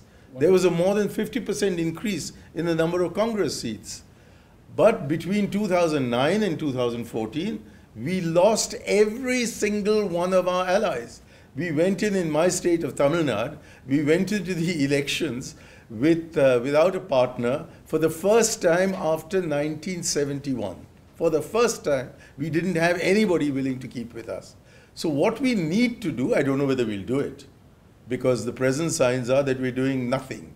We're doing absolutely nothing. The party is totally paralyzed. But it's still early days. It's only 120 days of defeat, and we have to give Mr. Modi plenty of opportunity to do himself down and take advantage of that. But what we do need to do is rejuvenate ourselves to ensure that there is unity at the top, which is lacking at the moment, to give a sense of leadership to the country, which we've deplorably failed to do, and then perhaps to take advantage of the inevitable faults that the government will make to propagate ourselves. Will we do all this? Allah Jane. Should we do all this? Of course we must. Because if we have to stop ourselves from continuing to suffer the Modi plague, well, it's we who will have to think of the medicaments. We can't leave it to them to do. So we can partly rely on Modi to make more bloomers than he's already done in 120 years. Days is a bit of a record. I didn't know that Mahatma Gandhi was the child of the nation. I thought he was the father of the nation. But I would love to hear him referring to Manmohan Singh as Manmohan Ladla or something like that. The fact of the matter is that he's done nothing of significance. He's made mistakes. There are some changes in policy that are taking place. But my biggest fear is that Modi will be true to himself and all his communal colors will come out the moment he feels that he's on the defensive. We just have to be on red alert at the moment rather than in a mode of positive attack. Sridhan, one of the biggest constituencies that Prime Minister Modi has is the diaspora. As you saw in New York, where he addressed 20,000 Indian origin people and announced also that there would be a lifetime visa for all persons of Indian origin, as well as visa on arrival and non-reporting at police stations for PIOs. I think Binod's question is he going to do more? Is he going to harness the energy of the diaspora? You have extensions of the BJP here, but there are lots of... Any comparison of the Chinese diaspora? The Chinese diaspora. I would say no, because one is the Indian diaspora is much smaller. The official figure, the LM Singhvi report, estimated at 20 million, which is actually 2.5 million off the mark. They included the Rohingyas of Myanmar because they went to the... Yeah, it was 17.5 at that time, and not counting the diaspora in South Asia. See, not counting the plantation Tamils in Sri Lanka and so forth. Not counting the Muhajirs in Pakistan who originated from the soil of the current India. But secondly, the Chinese diaspora is much larger and a large number. And you know, if you count Taiwan as part of the Chinese diaspora, I mean, they have vast number of companies. I mean, they are an entrepreneurial diaspora. The Indian diaspora are really professionals and labor, and not that many entrepreneurs. I mean, investment from the diaspora taken separately as a part of FDI flowing into India is a very tiny fraction. Most of it is by companies from Western countries, Japan, and also other places. So I don't, what the diaspora has been important economically in terms of remittances from Indians working abroad, which last year was about 70 billion, which is the largest absolute flow of remittances from into any country, and which is about something like close to 4% of GDP. So, Malayalis. Yeah, a lot of them are from, a lot of it from the Gulf, a lot of it from Malayalis, but also from developed countries. So I think the diaspora has bulked large in terms of remittances and not so much in terms of investment, because the number of big entrepreneurs, you know, those who control big companies who are undertaking FDI in a major way, is a very small part of the diaspora. Secondly, one fact about the diaspora, the bulk of the Indian diaspora is in developing countries, not in the West, not in North America, Europe, Australasia. Bulk of it is the post-colonial proletarian diaspora in and also small traders in Southeast Asia, Malaysia, Singapore, the Caribbean, Africa, including 1 million plus in South Africa, Fiji, Mauritius, and so forth. If you add up those people, they are greatly outnumber the diaspora in the developed countries. This is a fact generally not known, because the diaspora in the developed countries is more recent origin. It's basically post-independence. They are connected to families in India on a live basis, whereas the earlier the PIOs, as opposed to NRIs, are actually 3 or 4 generations removed. So I don't think that unless a large part of the diaspora suddenly become in charge of Fortune 500 companies and then start directing investment to India, I think it will remain basically remittance relationship. Yes. Ashok, could you address the corruption question, and then Venu, the FDI? Yeah. Could I just add to the diaspora question? You see, while Mr. Sridharan is quite right that the diaspora's relationship with India is not as economic as the Chinese diaspora's relationship is with China in terms of investment, and when we have had to get NRIs or people of Indian origin from, say, the West to invest in India, we've had to offer them very good interest rates with the resurgent India bonds, for instance, in '98.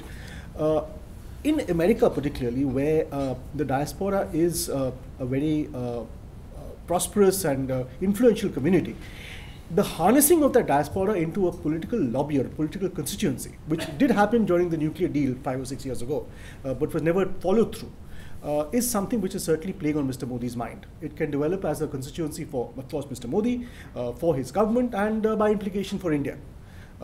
It can be powerful in calling up senators, calling up congressmen, and getting policy decisions to India's advantage. Coming to corruption, I think any government which followed the UPA government would have to be careful in terms of corruption, because corruption was such a charge slapped against the UPA government week after week, day after day, that any successor government, even if its instincts were to be corrupt, would have to be careful in terms of big ticket corruption, in terms of corruption in alienation of of natural resources or public resources, and in terms of public procurement. In the case of Mr. Modi in particular, as we have seen in Gujarat, Mr. Modi tends to lead a cleaner government than most. That's because his personal conduct is generally seen as above board. And there is certainly a demonstration effect from the leader which flows downwards, which is not unique to Mr. Modi, it is there with other leaders as well, other politicians as well. What has also happened with this government is that, as opposed to the Manmohan Singh government, where Dr. Singh, good man as he was, lacked authority, and his ministers pretty much ran their own empires. In the case of Mr. Modi, the Prime Minister's authority and the authority of the PMO has been reinforced. So if a minister does something which is untoward, there is somebody watching, which was not the case with Mr. Manmohan Singh. And that is certainly going to keep some people on guard. Finally, corruption, especially low-level corruption, can only be answered by increasing supply, by growth, and by increasing opportunities. I'll give you one example. When we were growing up in the socialist India, which Mr. Manishankar is so fond of, it took my parents 20 years to get a telephone connection. And not each month, but at least twice a year before Holi and Diwali, our biggest festivals, the telephone would go dead. It would be my job as the young boy of the family to go find the linesman. He would come home, we'd give him a bribe, give him mithai or sweets for his children, and the phone would miraculously come back to life. Today, because there are private companies competing with public sector companies and offering us telephone connections almost, when you walk to the local market, I don't have to pay a bribe, I don't have to wait 20 years to get a new telephone connection, and it works. However, corruption has been escalated in telecom, and the distribution of spectrum by some minister or public official now leads to corruption at a higher level. But corruption for getting an ordinary telephone line has gone for the ordinary consumer. So this does tell us that corruption can be fixed, not entirely eradicated, that's impossible anywhere in the world, but it can be fixed by increasing economic opportunities and supply. Yeah. Yeah. Just one point on this on this corruption business, in India, India's elections are funded by money, largely by money which big corporates give, and and those monies are largely unaccounted for, either in the books of the political parties or in the books of the. So until that is addressed, I don't think corruption will be able to eradicate corruption. Modi personally may be clean, but his party would necessarily have to depend on money from big business. So the systemic problem remains. On the question of foreign investment, gentleman asked, he has recently gone to Japan, got $35 billion promise of Japanese investments. The Chinese have promised $20 billion. In the US, also, he's inviting investments in the defense sector, for instance. He wants to build a big indigenous defense manufacturing base for India. Now, all those are good policies, but the only problem is, if you go by historical evidence, India is unable to absorb foreign investment because of its own structural policy problems. I'll just tell you 2-3 structural issues that India has in absorption of foreign investment. Our average foreign investment in the last, say, 3-4 years in greenfield projects, not mergers and acquisitions, would be about 20 billion, 25 billion, which is very low. In fact, NRI send back remittances 3 times the size of foreign investment greenfield projects in India, which is very abnormal. It's a very abnormal situation. There's a study done by a very well-known think tank in Delhi called ICRIER. The study has been done by a gentleman called Anwarul Huda. He was from India. He represented WTO. He was a deputy director general in WTO about 10-15 years ago. His study shows that India, because of its huge policy problems, is not part of the value chain in any global manufacturing. For instance, the Apple products. Apple has 140 billion turnover, and it has a value add. It has a huge value add, and at least 20-30 billion of Apple's value is added in China, Taiwan, Malaysia. But in India, you'll find that there is no Apple does not have any manufacturing. So India is not part of a global value chain. So the reason for that, according to Anwarul Huda, is that in India, 60% of Indian businesses have captive power. They don't get power from the grid. So it's 3 times costlier than the power that you get from the grid, which is coal-fired power, right? So they use diesel, very expensive fuel. So it makes India very uncompetitive. Indian tax laws are extremely prohibitive. And the study also shows that in India, when you import goods, raw materials, and take it to your factory, it takes 10 days for you to remove your stuff from the port to the factory. In all other countries, less than 3 days. So these are huge infrastructure problems. The roads are a problem. The railway capacities. So all these need to be fixed before you are actually able to absorb foreign capital. That's a big issue. Thank you. Let me just, 2 people have been waiting for a long time. I'll come back here. Marika and Natasha, and then I'll come back to you and you. Thank you. Marika Viziani from Monash University. With few exceptions, the consensus of the speakers this morning seems to be that Mr. Modi represents a non-ideological, pragmatic approach to India's problems.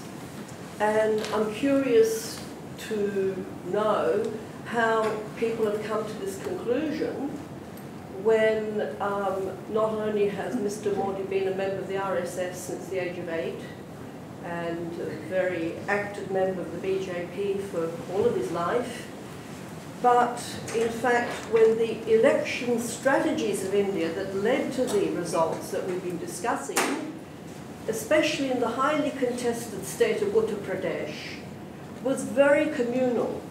When you go beyond the superficial hoo-ha about the media and corporate excitement and so on, when you look at what was actually happening in particular electorates, the way that Mr. Modi, and I agree that he's eminently pragmatic, but I have a different understanding of that pragmatism. Thank you for the question. So that pragmatism is one that enabled him to instruct Amit Shah to divide the Muslim Jat and other electoral groups that had previously supported non-BJP, non-Congress parties. So, yes, where's the evidence to suggest that Hindutva, Hindu nationalism, is not an ideology?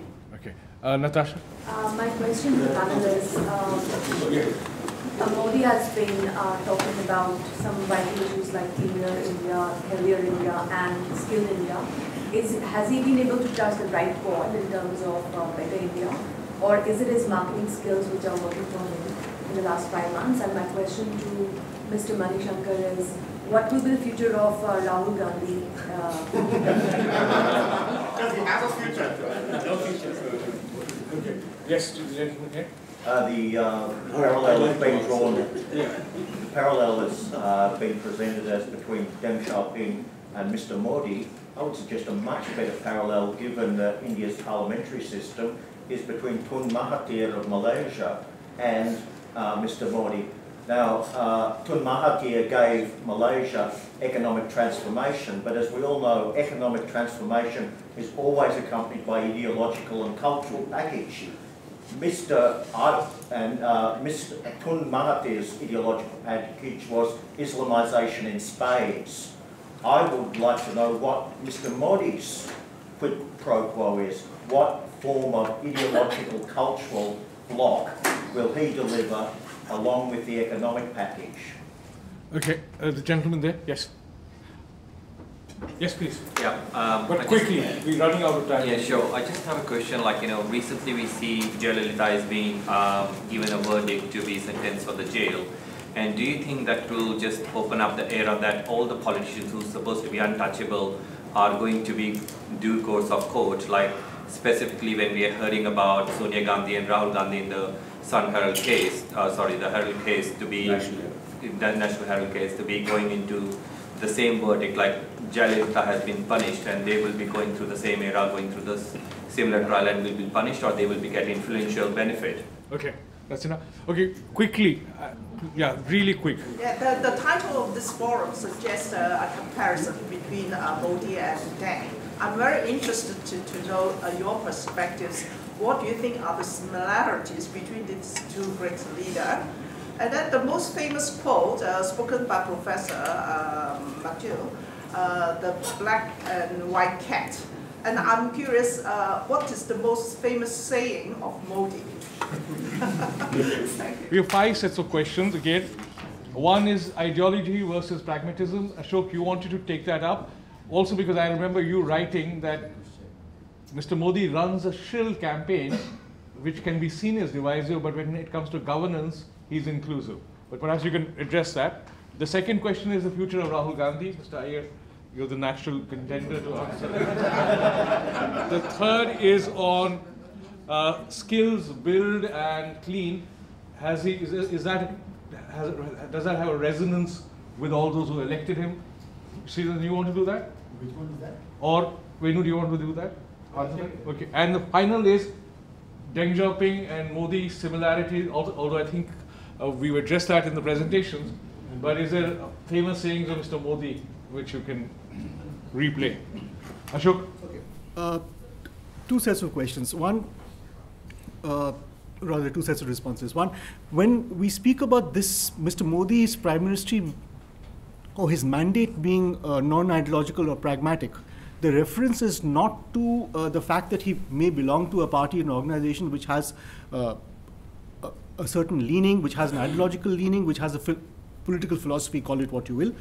It is to the fact that the incremental vote he got in this election primarily was a vote determined by pragmatic economic concerns and not political philosophies or ideologies.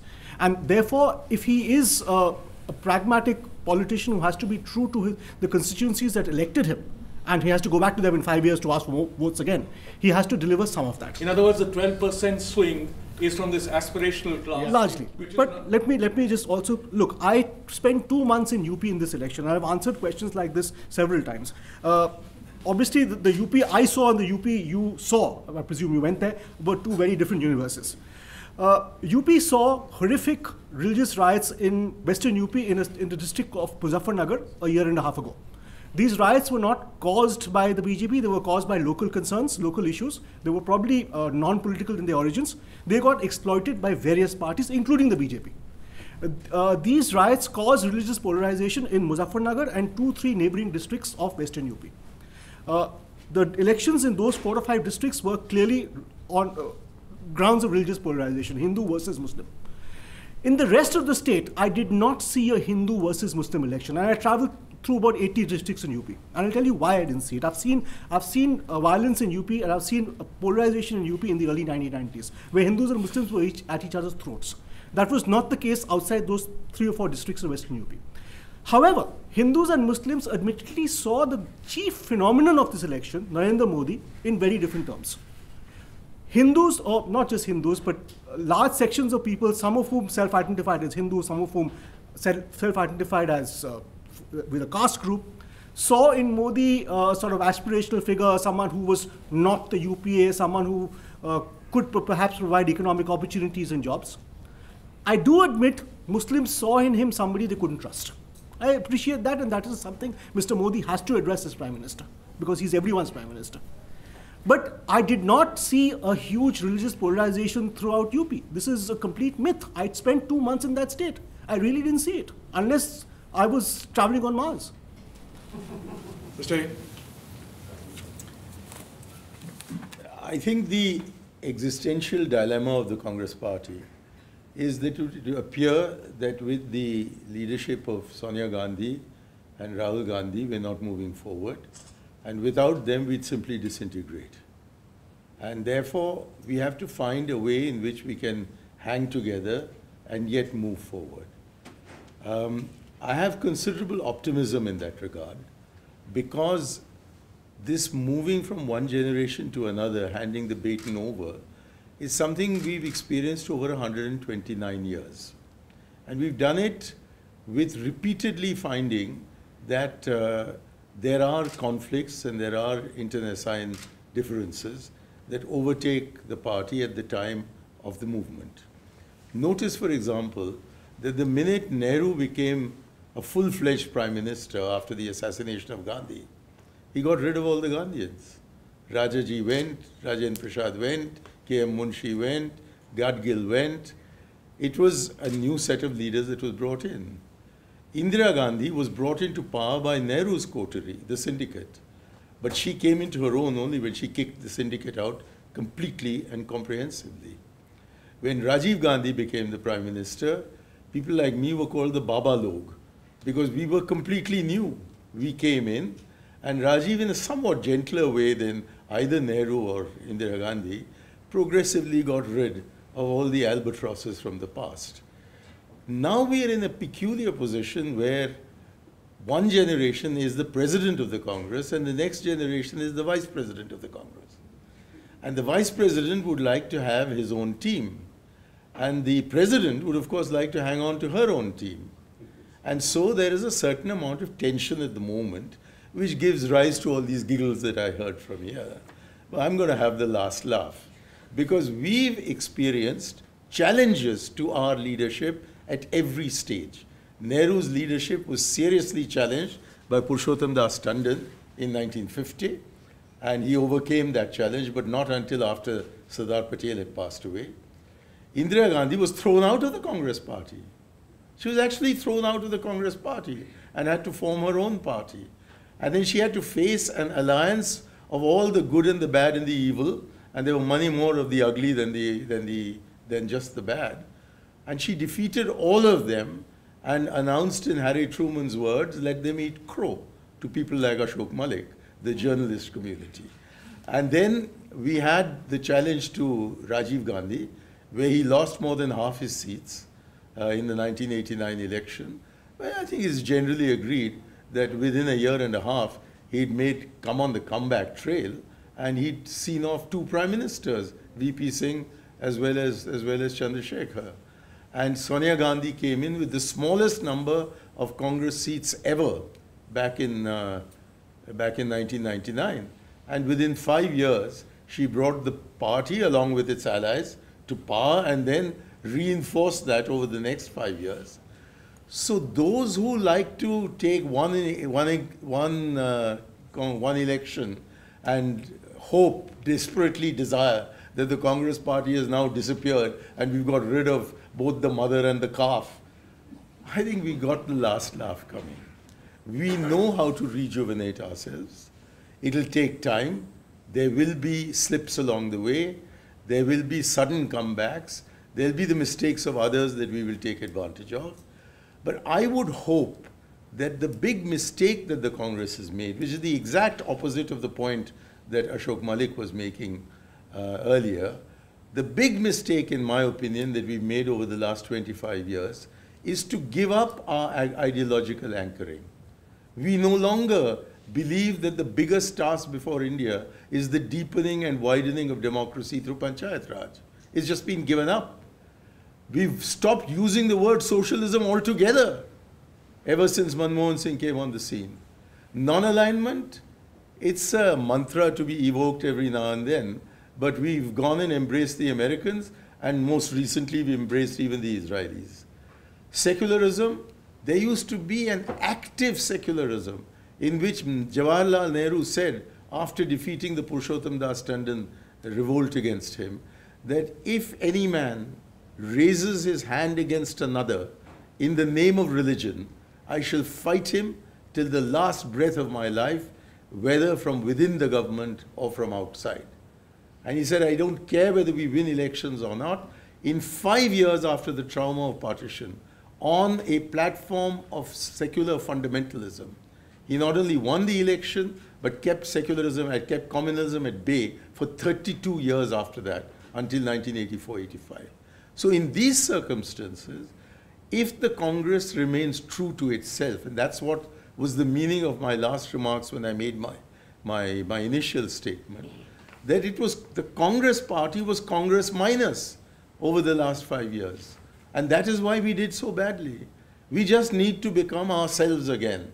I think we've discovered the magic formula which keeps our country together. We are a secular country, not because Gandhi wanted it to be, but because we're a secular people. Socialism really means that you give priority to the problems of the poor. Non-aligned means keeping our head up and proud in the international world.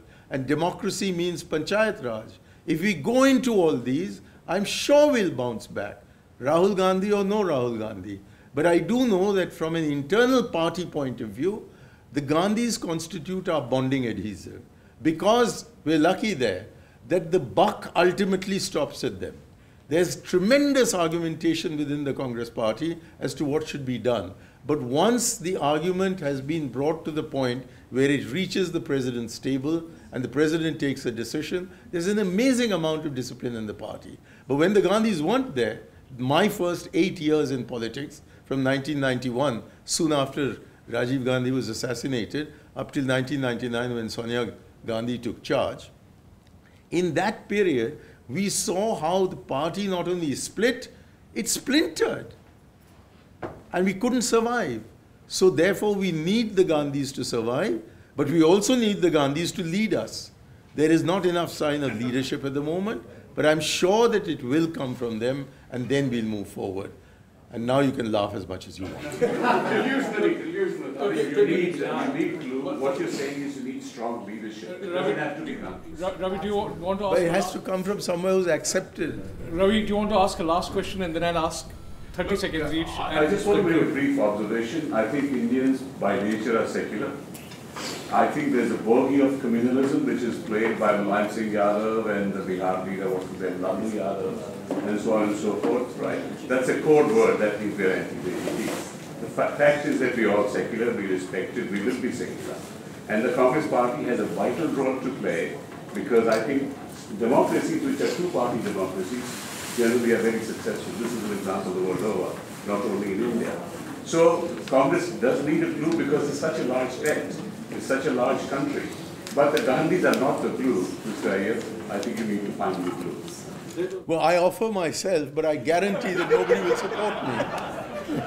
Okay. Let me, in conclusion, thank all our great panelists and Venu, a small token.